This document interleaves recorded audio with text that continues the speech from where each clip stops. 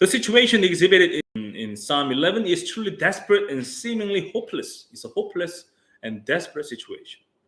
How does the psalmist confess his trust in the Lord in this type of desperate and hopeless situation? In verse 1, the psalmist says that he has fled to God. And he says to those around him, "Why do you advise me to flee to the mountain like a bird of prey?"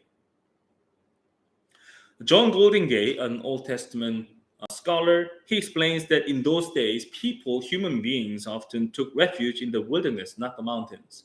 But the birds, they would fly to the mountains and sit on rocks or take refuge in trees to avoid attacks.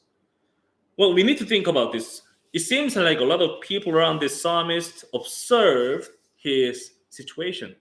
And they looked at the situation and they said, "You should flee. You should escape the situation. You shouldn't be there."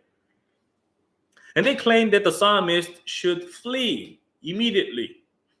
In other words, from a general and the most common sense perspective, the psalmist should have escaped the situation already.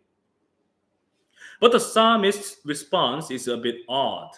He asks, "Why do you say such things to me?" It almost looks like he's puzzled and even frustrated by those comments made by the people around